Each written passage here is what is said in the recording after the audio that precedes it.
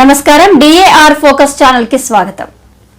నా మీద నమ్మకం పెట్టుకున్న ప్రజలకు నేను కాపు కాస్తానని మాట ఇచ్చారు. ఆ మాట ఇవ్వడమే కాదు, ఆ మాటకు కట్టుబడి ఉన్నారు.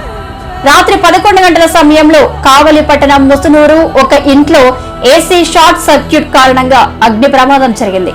సుమారు 17 సవర్ల బంగారం, 6 లక్షల నగదు, గృహోపకరణాలు అగ్నికి ఆహుతయ్యాయి. బాధితులు ఎంతో బాధతో బాధపడుతున్నారు. విషయం తెలుసుకున్న కావలి ఎమ్మెల్యే కావ్య కృష్ణారెడ్డి సమయం చూడలేదు, మతం చూడలేదు, ఏ పార్టీ వాళ్ళని కూడా చూడలేదు.